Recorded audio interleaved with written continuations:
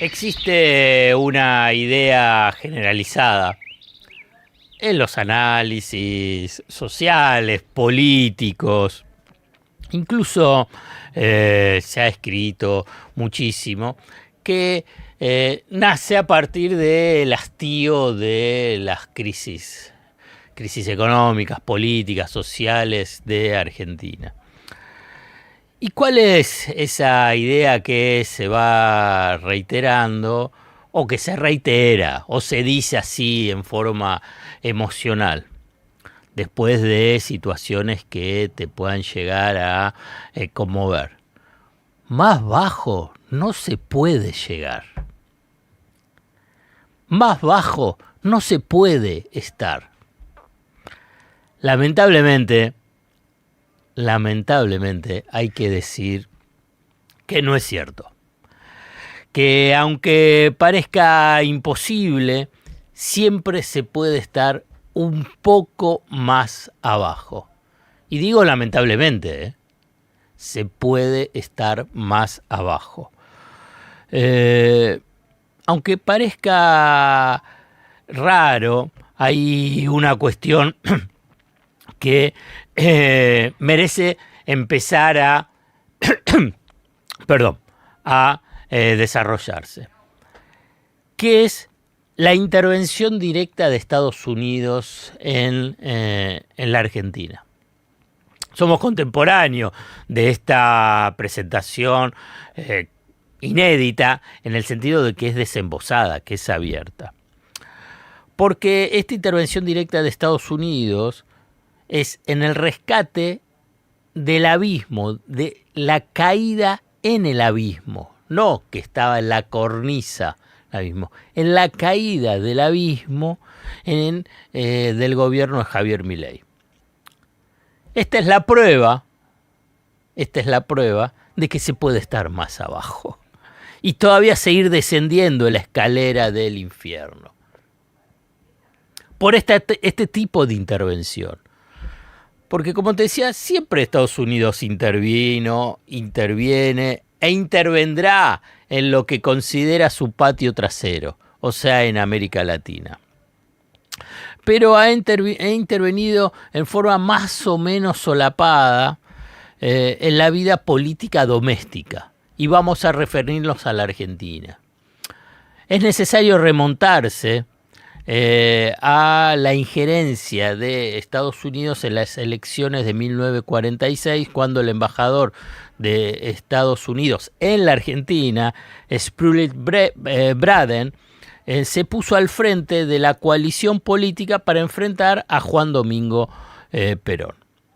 Braden impulsó la Unión Democrática que estaba conformada por los partidos Radical, Demócrata Progresista, Socialista, el Partido Comunista, las principales cámaras empresariales, incluso sectores del ejército.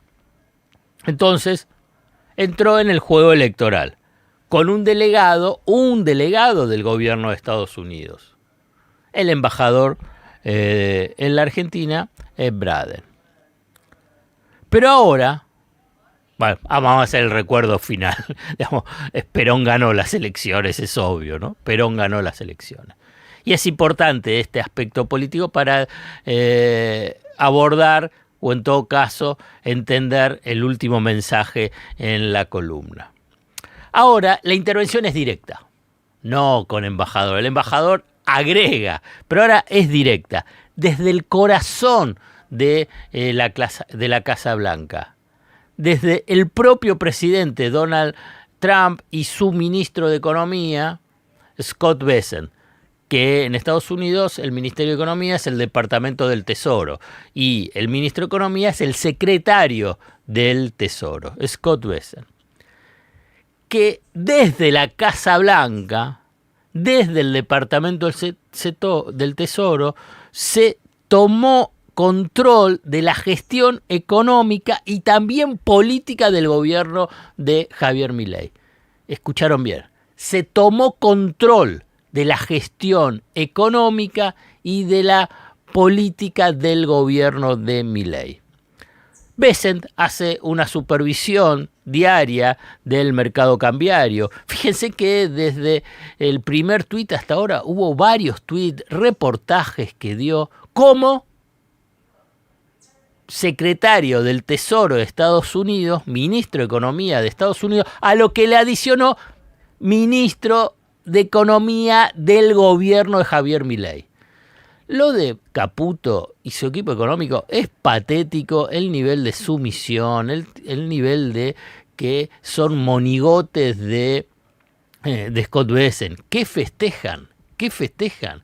Digamos, es como festejar la humillación, festejan la humillación. Además que obviamente tienen negocios, por eso están festejando, digamos. Pero, vuelvo, Bessent supervisa, interviene directamente en el mercado cambiario argentino, de un mercado emergente. Se han puesto algunas referencias sobre otro tipo de intervenciones. La última fue la de el 2011, cuando fue el terremoto en Japón, Fukuyama, que podía generar un riesgo sistémico, pero había riesgo sistémico a nivel global y además en otra potencia económica.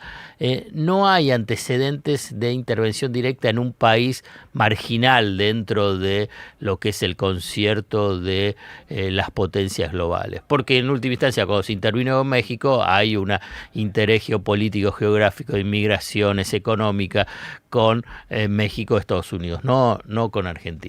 Que después lo vamos a desarrollar. Hay una cuestión que, la verdad, desde el primer momento te lo he mencionado, geopolítico vinculado con el tema de China. Pero vuelvo, la supervisión de Bessent es directa sobre el mercado cambiario a través del Departamento del Tesoro.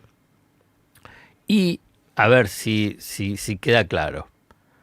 Y lo hizo vendiendo dólares. La verdad, la explicación naif diciendo compró pesos, la verdad que hay que hacer un gran esfuerzo emocional para no decir ninguna barbaridad, decir que compró pesos, vendió dólares. Y entonces, ¿qué es lo que pasa? Si el fabricante de dólares, el que imprime dólares, vende dólares en un mercado pequeñísimo como el de la Argentina. No hay corrida que aguante.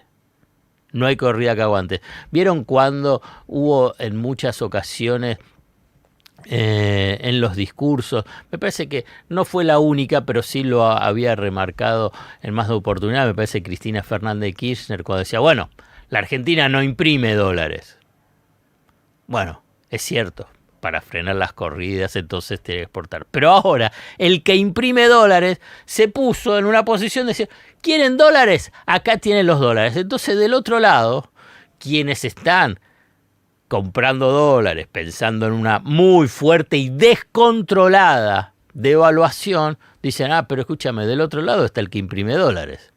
Y si imprime dólares va a poder dar dólares. Fíjense cómo es de esa magnitud la presencia, que ahora se conoce el dato, que solamente vendió 24 millones de dólares. Dicen que puso 100 millones en el mercado de oferta, algunos lo extienden a 200, a 300, no importa cuántos en realidad vendió. De acuerdo a datos oficiales del Departamento del Tesoro de Estados Unidos, solamente vendió 24 millones de dólares. Nada, no es que son monedas, son centavísimos los que entregó Estados Unidos en esta disputa. Por eso se frenó la corrida. Veremos cómo dura y cómo evoluciona, pero simplemente para tratar de describir qué es lo que pasó en estos días. Pero desde la Casa Blanca también se ejerce una injerencia directa en la política exterior de Argentina. Por eso ese alineamiento que se observa en todo lo que hacen las relaciones internacionales. Vergonzosas. Pero ahora también fue ampliada a la vida política doméstica, exigiendo la conformación de una coalición política de gobernabilidad. Hasta uno puede decir que quieren conformar una renovada Unión Democrática. Y esta semana tuvo su manifestación en la votación en el Congreso. Estados Unidos está presionando en forma directa a los gobernadores para que acompañen al gobierno de Milei. Obviamente que le prometen inversiones de empresas estadounidenses en las provincias, pero además de negocios, sí, obviamente hay muchos en la política que simplemente porque los llaman desde la Casa Blanca o algún representante de Trump, se fruncen, para decirlo de una forma muy sencilla.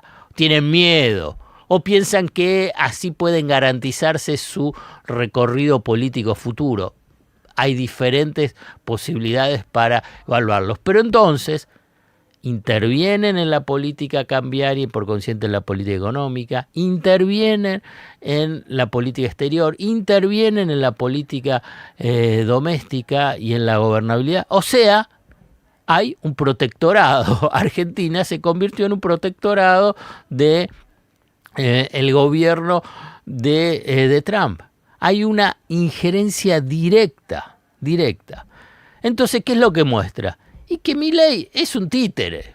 Milei pasa a ser simplemente el vehículo de ver quiénes están haciendo los negocios o, en todo caso, la pieza que Argentina se transforma en el tablero de la geopolítica de las potencias. Primero, títere del poder económico local. Recordemos que le armaron el plan económico y de negocios, encerrándolo durante un mes en el Hotel Libertador. Y a partir de ahí salieron los decretos, la ley base, el decreto 7023, y de Estados Unidos, títere, que le define la política económica, cambiaria, de la política exterior, de la política doméstica, la estrategia que tiene que tener con los partidos políticos y con los gobernadores, con los aliados políticos. Milei está de rodillas ante Trump, porque de otro modo tendría que entregar el gobierno. Se estaba cayendo, no tiene gobierno. Siempre hemos mencionado, cuando yo decía, es desgobierno de Milei. Frente a una crisis, no tiene forma, no tiene capacidad, no tiene ni equipo para poder enfrentar una crisis. Entonces hay una intervención directa. Y como dije al comienzo, siempre hubo intervenciones de Estados Unidos en América Latina. Simplemente hay que recordar lo que fue el Plan Cóndor, esa coordinación de las dictaduras militares de Argentina, Chile y Uruguay, coordinadas por Estados Unidos en la persecución a los opositores y la estrategia de desaparecer personas en esa alianza, en esa triple alianza del Cono Sur coordinada por Estados Unidos. Pero nunca hubo una injerencia directa en la gestión de gobierno. Es en la gestión. Hoy Bessent es el ministro de Economía de Argentina.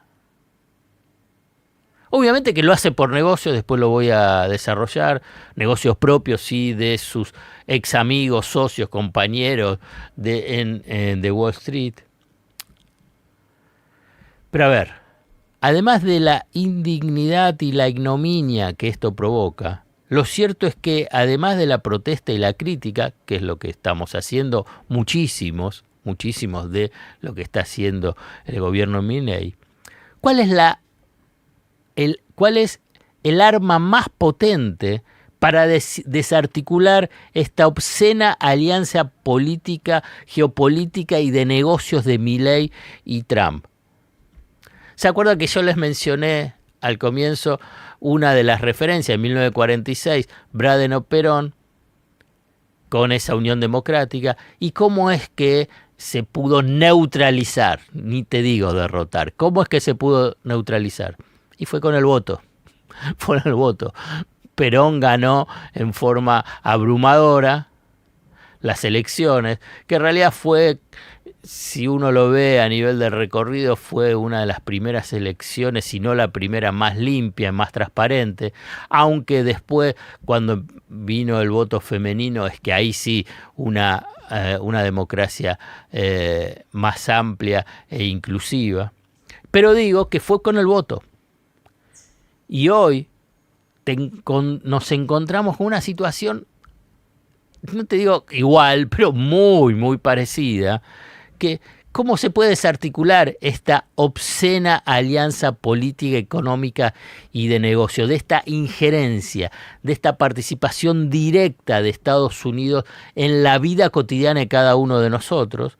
Es con el voto en las próximas elecciones del 26 de octubre y después en la tarea, porque ahí no termina, y después en la tarea de la construcción de una amplia propuesta política y de alianza política para las elecciones del 2027, que ponga un límite a semejante humillación a la soberanía y a la autoestima política de un país. ¡Wow! No tengas miedo, no siempre se choca andando a contramano.